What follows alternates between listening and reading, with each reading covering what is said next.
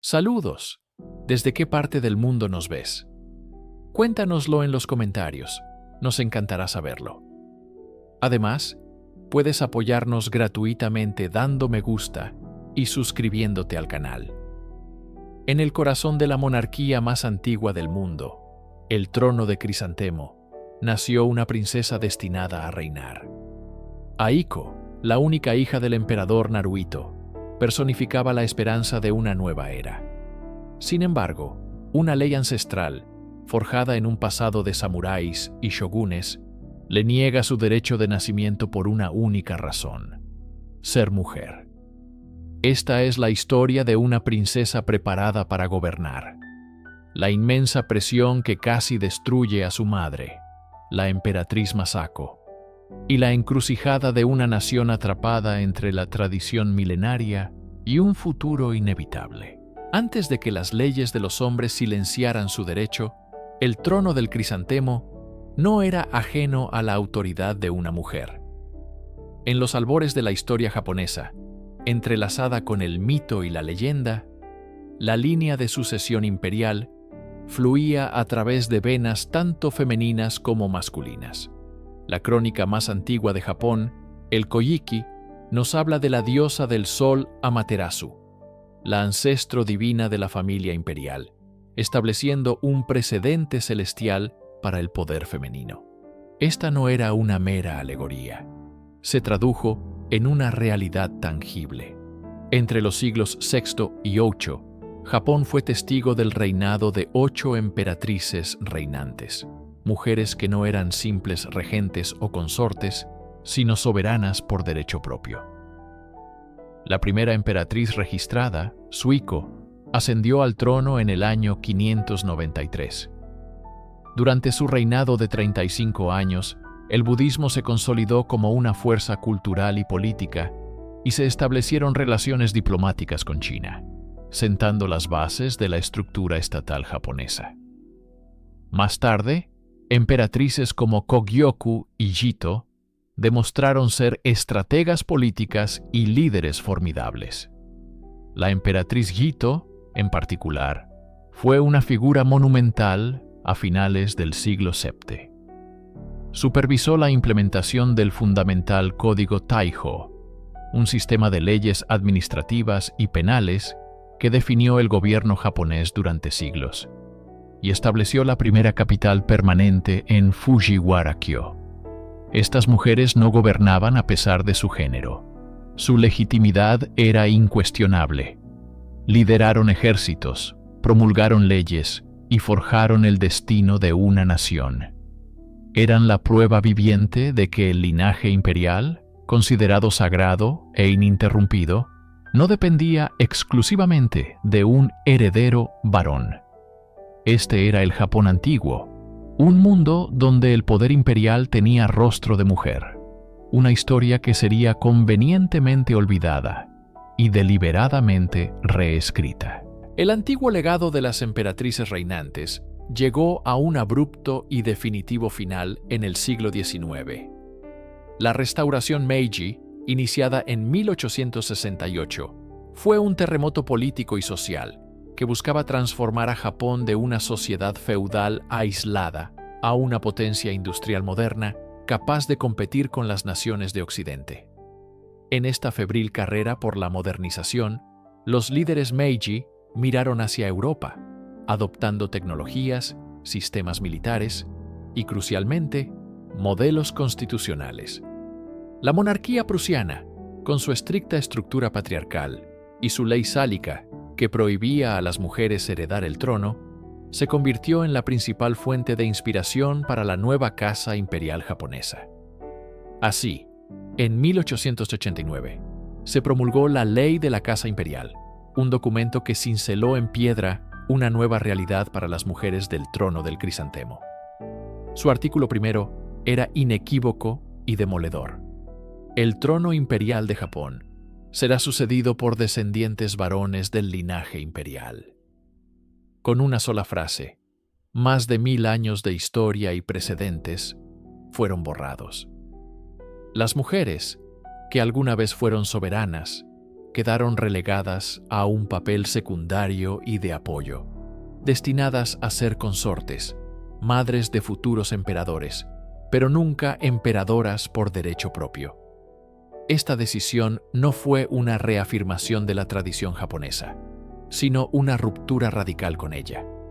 Fue una importación ideológica, un intento de alinear la monarquía más antigua del mundo con las normas patriarcales de las potencias europeas del siglo XIX.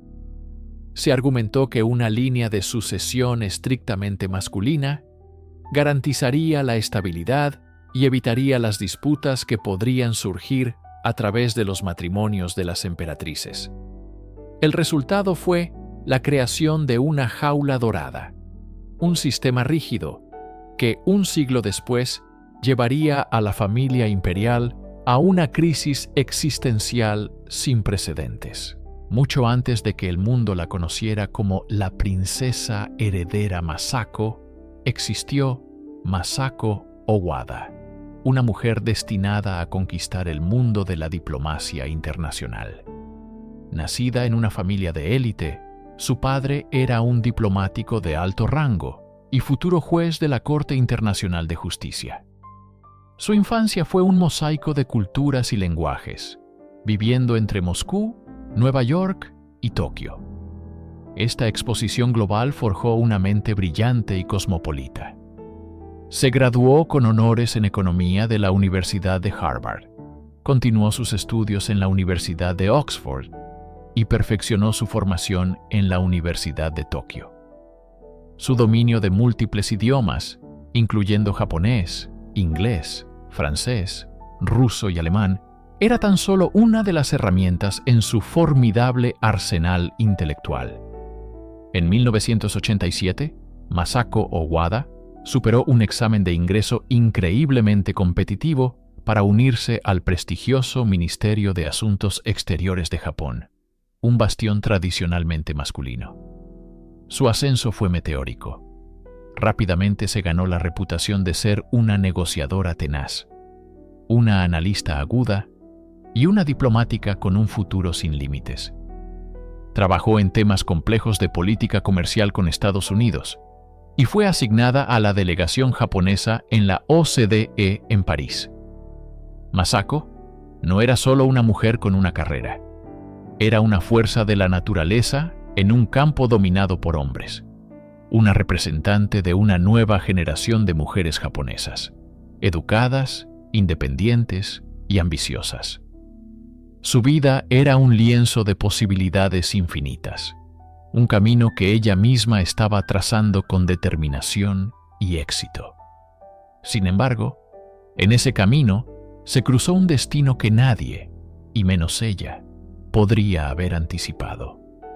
Un destino que le pediría renunciar a todo lo que había construido por un título, una tradición y un hombre. El cortejo entre el príncipe heredero Naruhito y la diplomática Masako Owada no fue un cuento de hadas instantáneo. Fue un proceso largo y complejo que puso de manifiesto el choque entre dos mundos, la libertad de una carrera moderna y el deber de una institución milenaria. Naruhito quedó prendado de ella desde su primer encuentro en 1986, pero Masako era reacia. Comprendía perfectamente lo que significaba entrar en la familia imperial, el fin de su carrera, la pérdida de su independencia y una vida bajo el escrutinio implacable de la agencia de la Casa Imperial. Rechazó sus propuestas en 2 ocasiones, decidida a continuar su camino en la diplomacia. Pero el príncipe era persistente. Durante 7 años esperó. Finalmente, en una conversación que cambiaría el curso de sus vidas, Naruhito le hizo una promesa que resonó en todo Japón, una declaración profundamente personal y sin precedentes para un futuro emperador.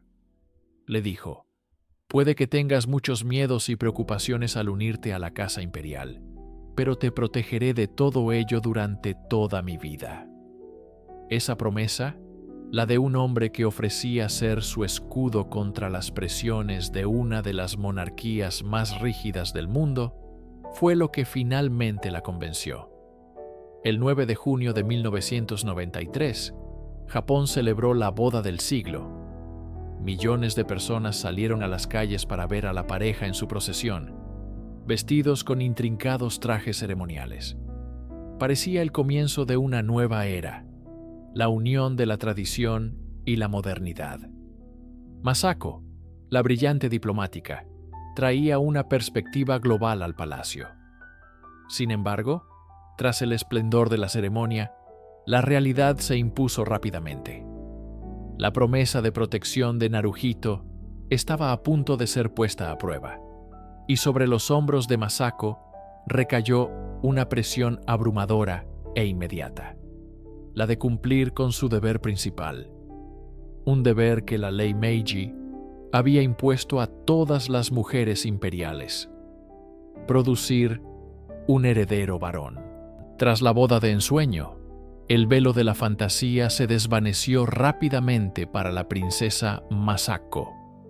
La diplomática de carrera, educada en Harvard y Oxford, se encontró atrapada en una jaula de oro, cuyo único propósito, a los ojos de la agencia de la Casa Imperial y de la sociedad conservadora, era uno: producir un heredero varón. Los primeros años de su matrimonio, desde 1993 en adelante, se convirtieron en una crónica de vigilancia y expectativa.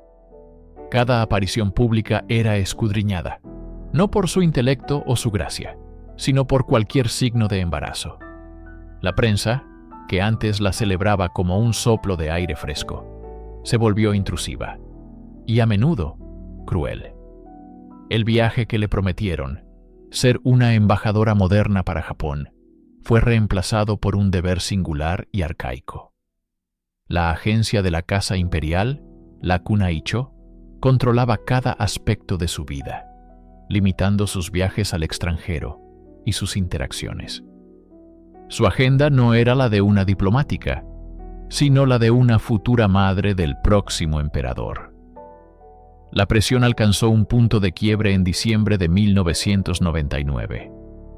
Tras anunciar un embarazo, la princesa sufrió un aborto espontáneo, una tragedia personal que fue tratada como un fracaso nacional por los medios más sensacionalistas.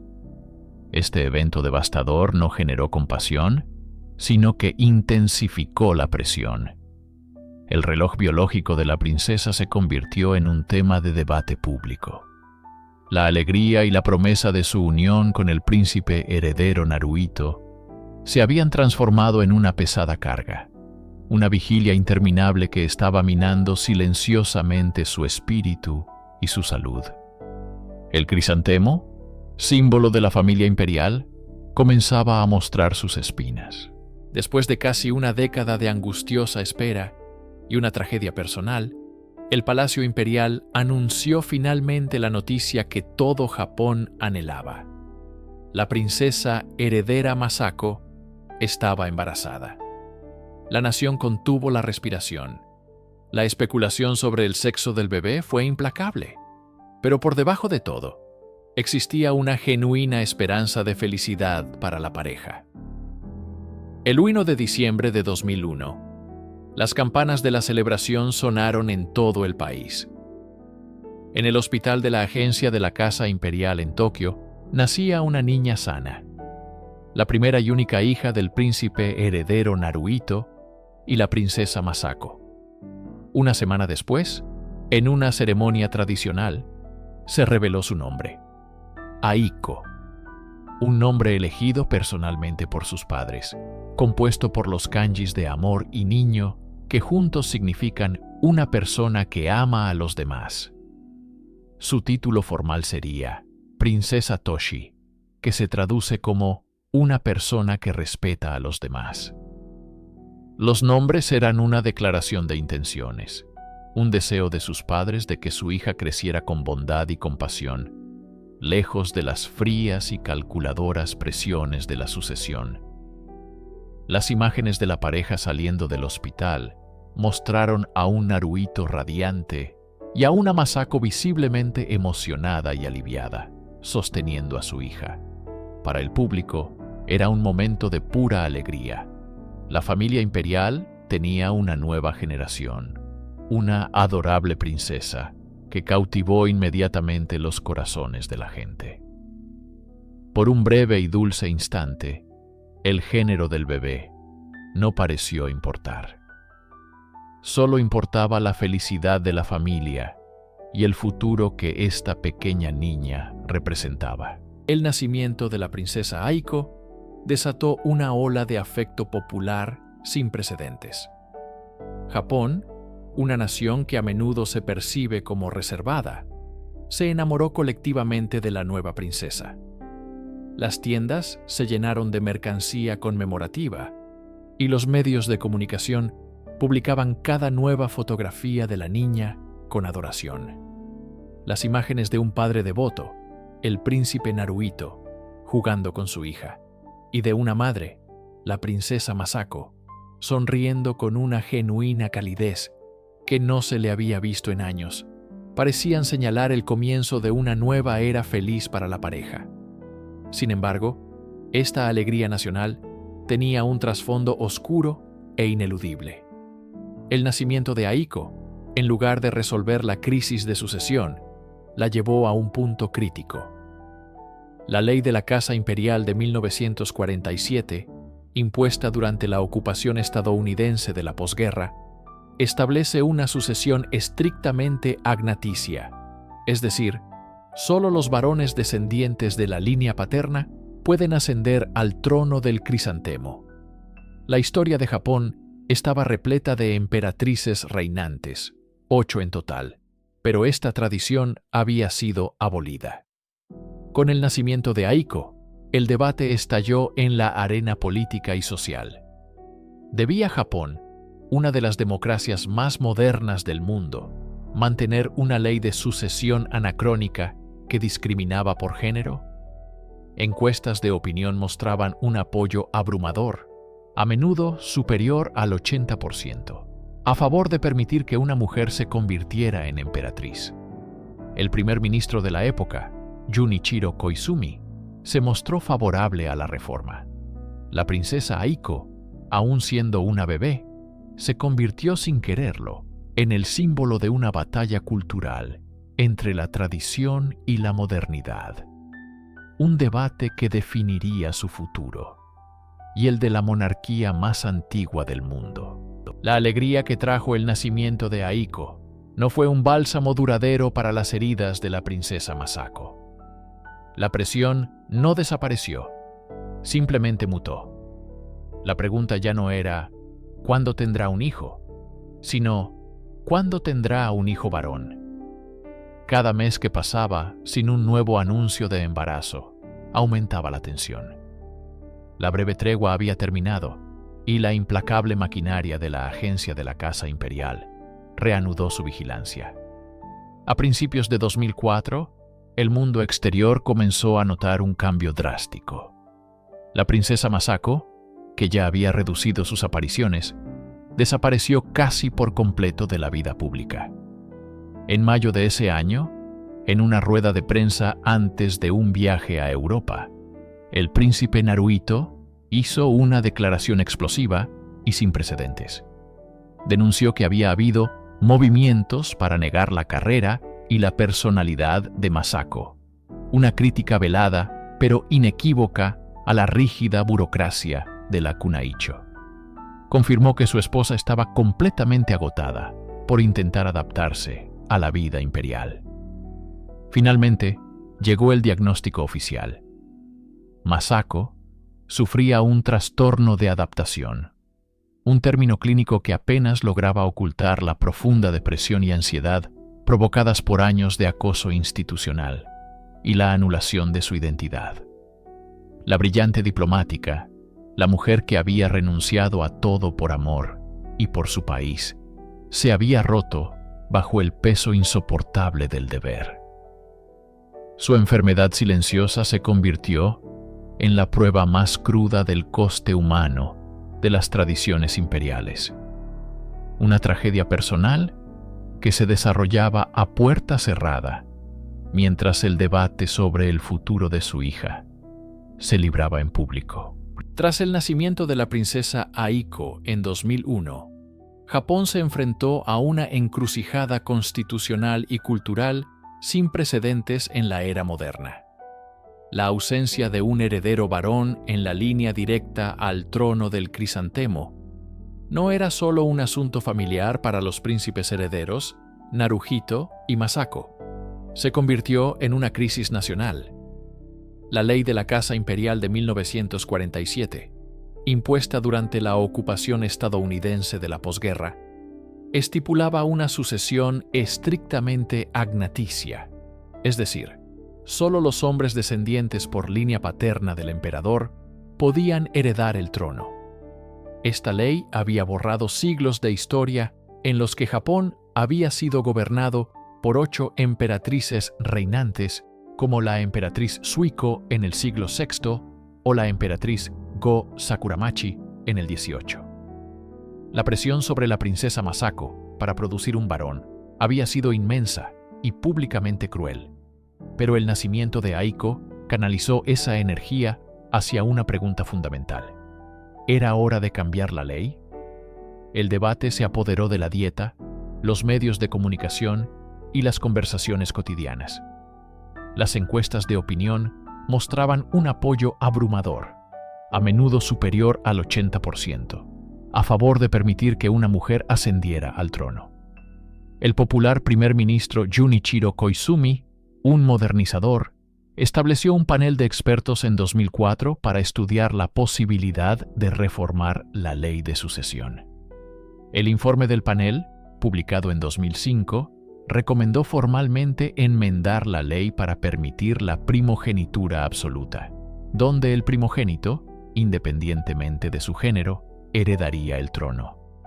Por primera vez en décadas, parecía que la princesa Aiko no solo era la hija del futuro emperador, sino la futura emperatriz de Japón. El país contuvo la respiración, observando cómo un posible cambio histórico monumental comenzaba a tomar forma. Mientras los políticos y académicos debatían su futuro, la princesa Aiko vivía una infancia que era cualquier cosa menos normal.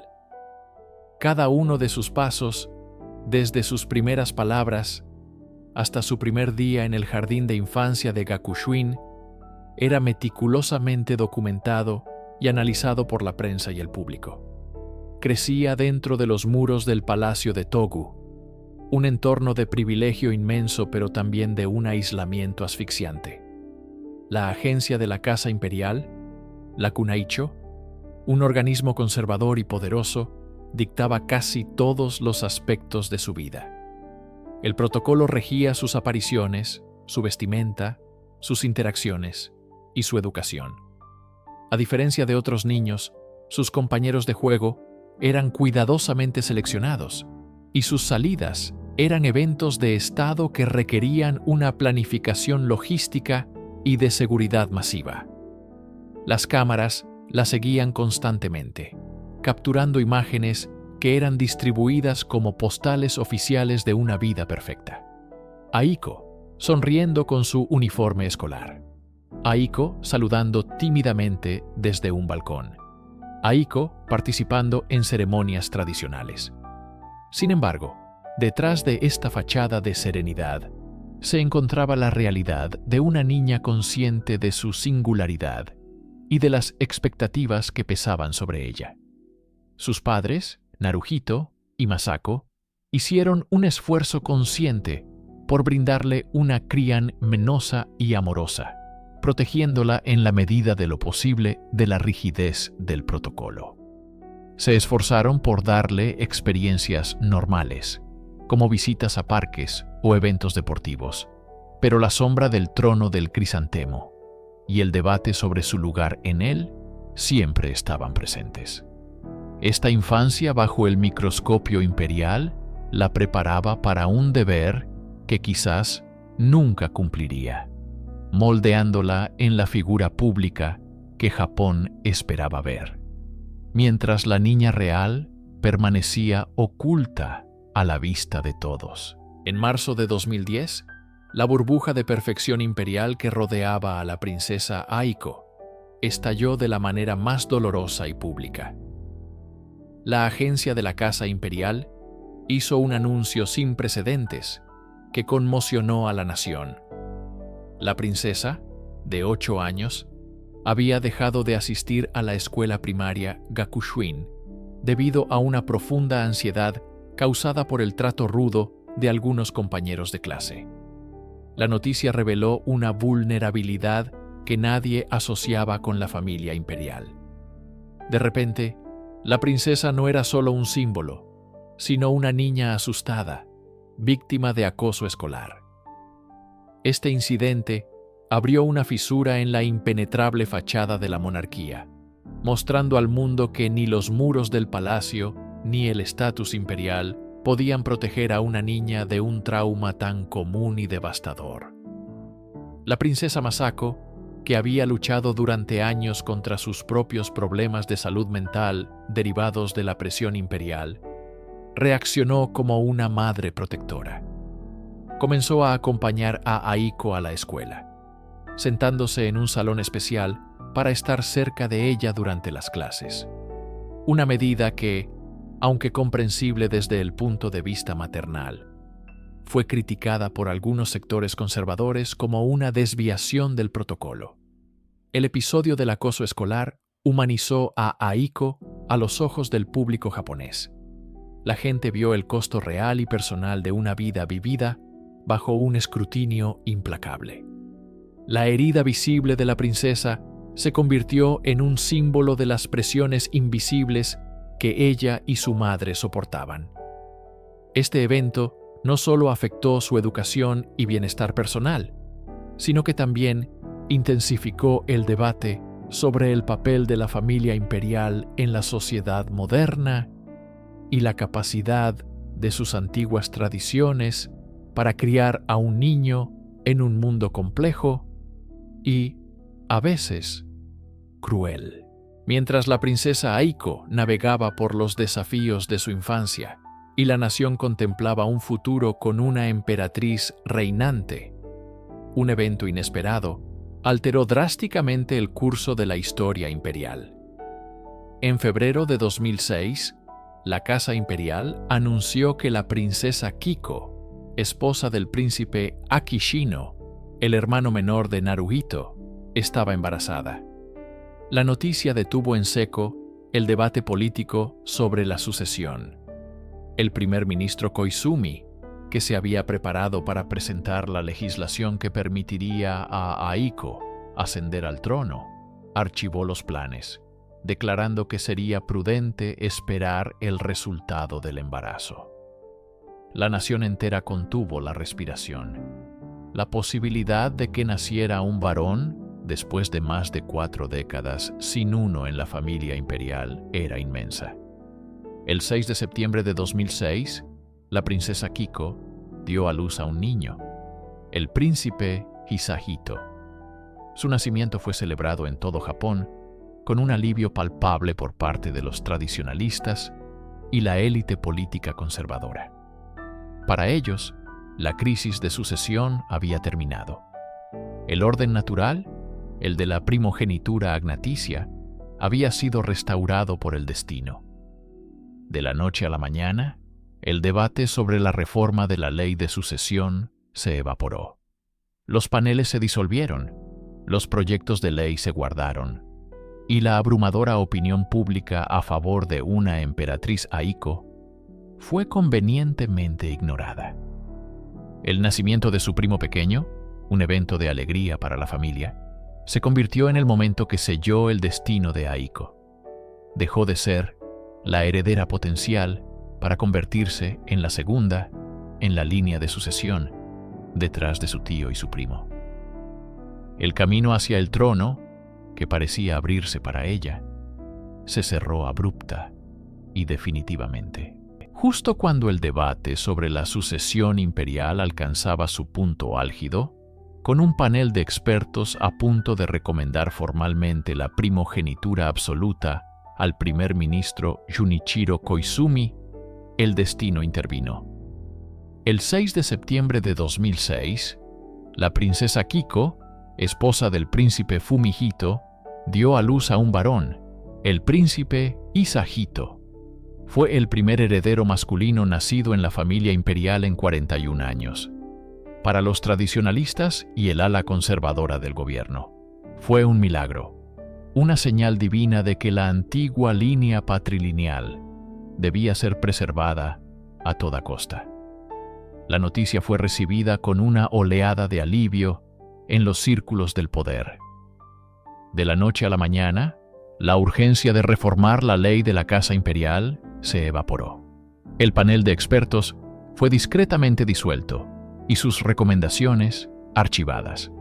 La crisis sucesoria, que había amenazado con modernizar la monarquía más antigua del mundo, se consideró resuelta. El debate público, que había dado tantas esperanzas a quienes veían en Aiko el futuro, fue silenciado abruptamente. Con el nacimiento de Hisahito, la línea de sucesión se solidificó de acuerdo con la tradición. El príncipe heredero Fumihito era el primero, y su hijo, el pequeño Hisahito, el segundo. La princesa Aiko, la única hija del emperador, quedaba oficialmente fuera de cualquier posibilidad de reinar. Para el palacio y el gobierno, el problema había desaparecido. Pero para una parte significativa de la población japonesa, no fue una solución, sino una oportunidad perdida. Se había cerrado la puerta a una evolución natural de la monarquía, y el futuro de la princesa Aiko, que había nacido para ser el centro del imperio, se volvía incierto y secundario. Para comprender plenamente la precaria posición de Aiko, es crucial examinar el destino de otras mujeres de la Casa Imperial. La ley de la Casa Imperial de 1947 es inflexible en un punto. Cuando una princesa se casa con un plebeyo, debe renunciar a su título, a su estatus imperial, a su asignación pública y a su lugar en la familia. Es, en esencia, una abdicación forzada por el matrimonio. La historia reciente ofrece ejemplos conmovedores. Sayako, la única hija del emperador emérito Akihito, se convirtió en Sayako Kuroda, una ciudadana particular, tras casarse con un urbanista en 2005. Más recientemente, el mundo fue testigo de la saga de la princesa Mako, sobrina del emperador Naruhito, quien renunció a todo por su amor con Kei Komuro, un compañero de universidad. Su partida en 2021, rodeada de controversia mediática y sin las ceremonias tradicionales, subrayó el altísimo precio que pagan las princesas por una vida personal. Este sistema crea una paradoja insostenible. La familia imperial se reduce con cada matrimonio de una de sus mujeres, poniendo en peligro su propia continuidad. Los príncipes, en cambio, pueden casarse con plebeyas, quienes son elevadas al estatus imperial, como fue el caso de la emperatriz Masako y la emperatriz emérita Michiko. Esta doble moral no solo refleja una visión anacrónica del rol de la mujer, sino que también plantea una pregunta directa sobre el futuro de Aiko. Si no se le permite reinar, su destino más probable, si decide casarse, es seguir el camino de su tía y su prima, abandonar el palacio para siempre. El amor, para una princesa japonesa, es sinónimo de exilio. El 1 de diciembre de 2021, la princesa Aiko cumplió 20 años, la mayoría de edad en Japón. Este hito no fue solo una celebración personal, sino un evento de importancia nacional. Marcó su transición a miembro de pleno derecho de la familia imperial, con deberes y responsabilidades oficiales. Las ceremonias se llevaron a cabo con una solemnidad que reflejaba tanto la tradición como las circunstancias de la época. En un gesto de austeridad y respeto por la situación económica del país, se decidió no crear una nueva tiara para ella. En su lugar, lució la tiara de su tía, Sayako Kuroda, un préstamo simbólico que conectaba su destino con el de las princesas que la precedieron. Sin embargo, fue su primera conferencia de prensa en solitario, en marzo de 2022, lo que realmente cautivó a la nación. Durante casi 30 minutos, Aiko respondió a las preguntas con una madurez, elocuencia y calidez que superaron todas las expectativas. Expresó su profundo agradecimiento a sus padres, el emperador y la emperatriz, por su guía y apoyo, reconociendo las dificultades que su madre había enfrentado. Habló de su deseo de servir al pueblo japonés con sinceridad y de su compromiso con sus deberes.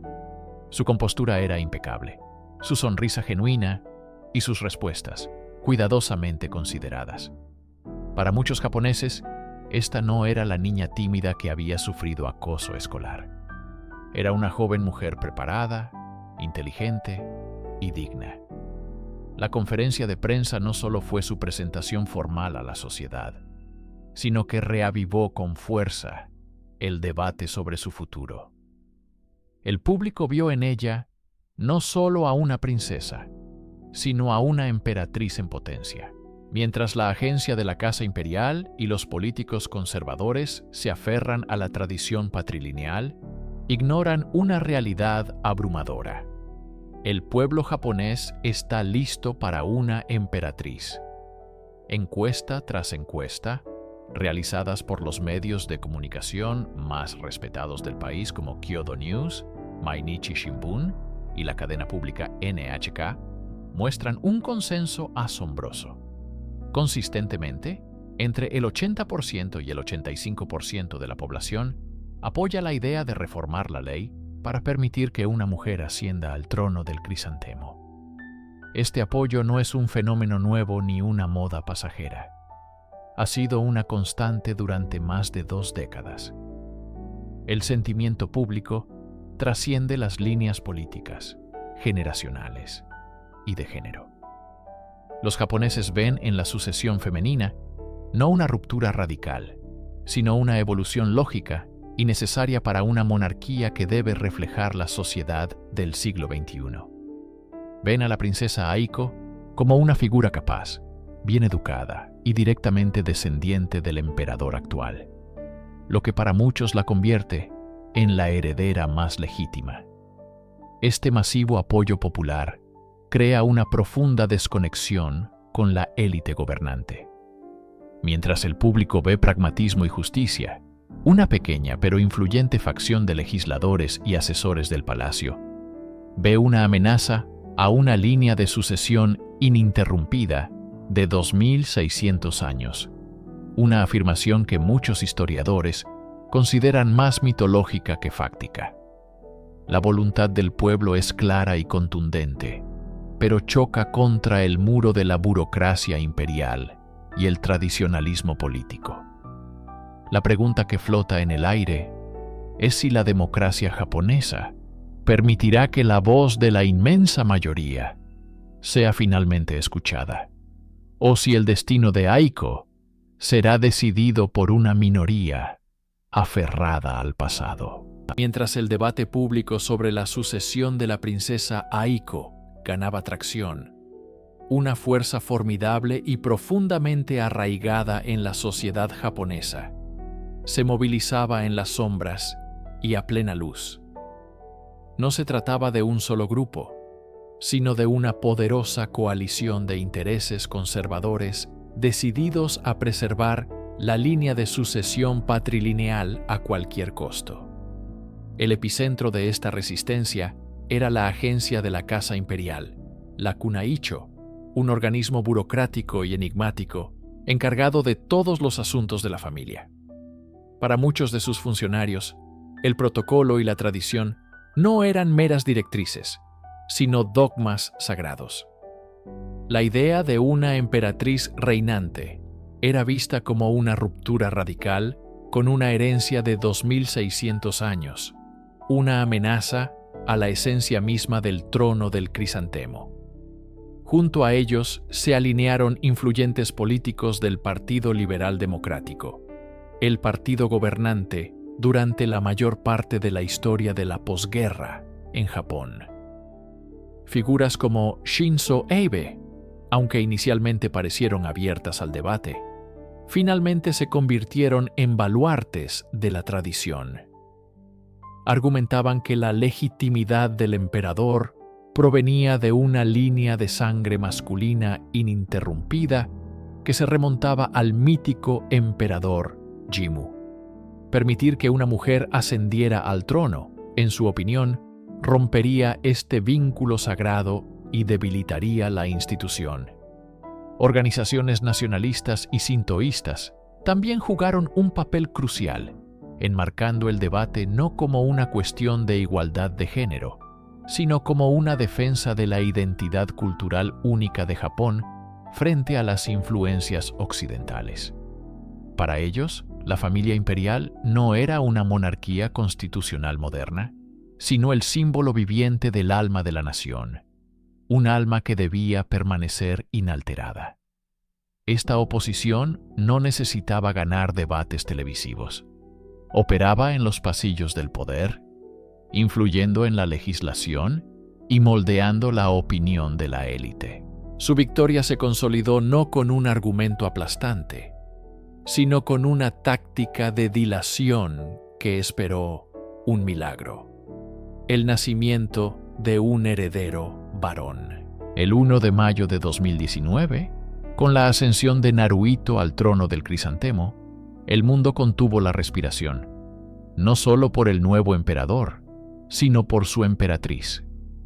Masako, la princesa que había luchado durante más de una década contra una profunda depresión inducida por el estrés, apodada por la prensa como la princesa triste, emergía ahora en el rol más visible y exigente de su vida. Lo que siguió no fue una continuación de su reclusión, sino un renacimiento asombroso. En su primera aparición pública como emperatriz, su porte era sereno y seguro. Durante la histórica visita de Estado del presidente estadounidense Donald Trump, Masako deslumbró a los observadores internacionales.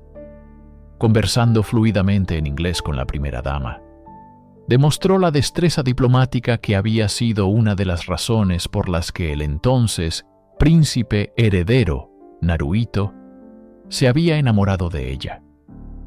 Ya no era la figura frágil que evitaba los compromisos públicos. Ahora participaba activamente en ceremonias sintoístas complejas.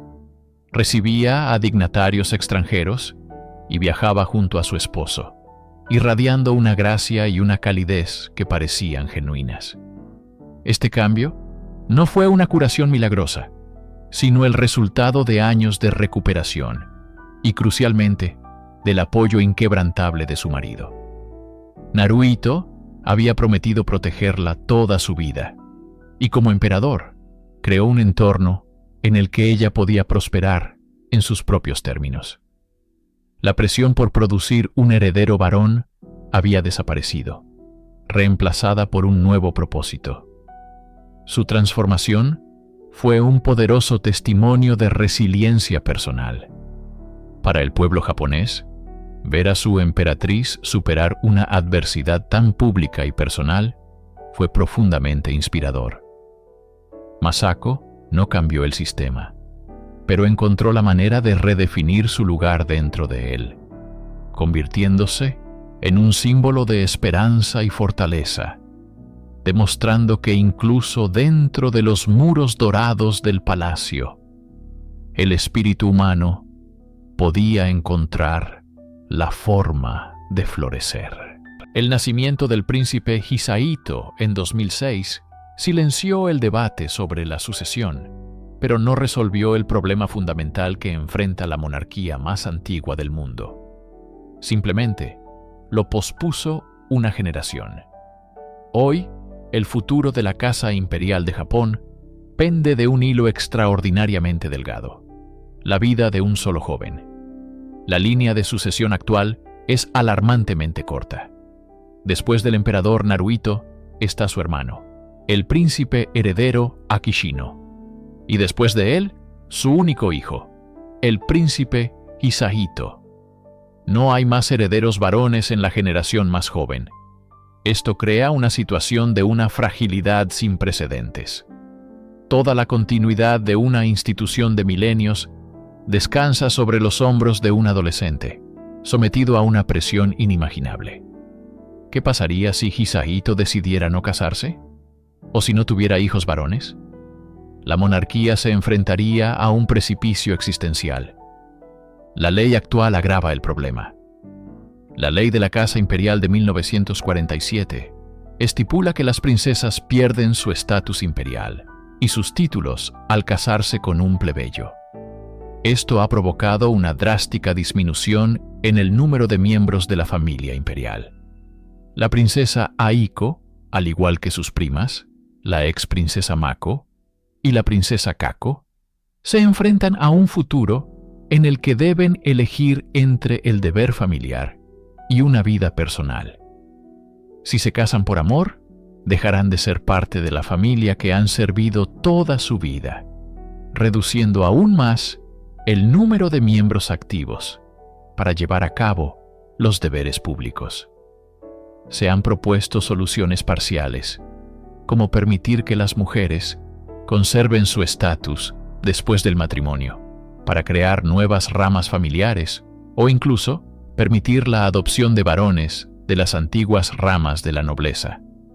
Sin embargo, los conservadores se oponen firmemente a estas ideas, temiendo que diluyan la pureza de la línea de sangre.